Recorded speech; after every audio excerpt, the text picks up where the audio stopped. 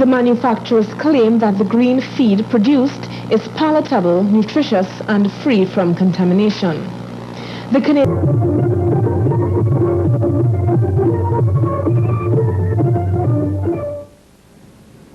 નમસ્કાર. આજના સમાચાર. આજના મુખ્ય સમાચારોમાં ગુજરાતની 1988-89ની યોજના માટેનો ખર્ચ 12 અબજ 75 કરોડ રૂપિયા નક્કી થયો છે. કર્ણાટકના મુખ્યમંત્રી શ્રી રામકૃષ્ણ હેગડેએ જણાવ્યું છે કે કેન્દ્ર અને રાજ્ય વચ્ચેના સંબંધો અંગે નવા અભિગમની સૂચના કરવાનો સમય પાકી ગયો છે. મદ્રાસ ખાતે આજે શરૂ થયેલી ચોથી ક્રિકેટ ટેસ્ટ મેચમાં ભારતે 6 વિકેટે 308 રન કર્યા છે. સમાજ વધુ વણસતા રાજ્યમાં 50% વીજ કાપ લાદવામાં આવ્યો છે અને ભારે દબાણવાળા ઉદ્યોગોને આવતીકાલે તેમની તમામ પાળીની કામગીરી રદ કરવા જણાવાયું છે.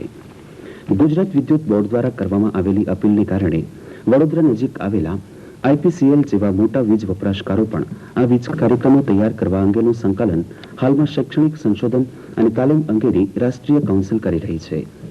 આમાં 60 કાર્યક્રમો હેઠળ આવરી લેવાયેલા 6 રાજ્યોમાંની શૈક્ષણિક ટેકનોલોજી અંગેની સંસ્થા એસઆઈઈટી, ઇસરોનો વિકાસ અને શૈક્ષણિક પ્રસાર એકમ અને કેટલીક વિદેશી સંસ્થાઓ પણ સહકાર આપી રહી છે. સૌર ઉર્જા સંચાલિત અને હાઇડ્રોપોનિક્સ પદ્ધતિથી કામ કરતું હરતું ફરતું લીલોતરી ગૃહ અમદાવાદમાં તૈયાર કરવામાં આવ્યું છે.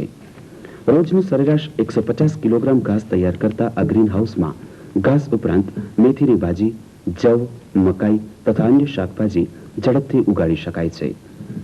મકાનની અગાશી ઉપર ગોઠવેલા એક બોર્ડ ઉપર સૂર્ય ઉર્જા કોષની પેનલ દ્વારા જે સૌર ઉર્જા ઉત્પન્ન થાય છે તે બેટરીમાં સંગ્રહવામાં આવે છે.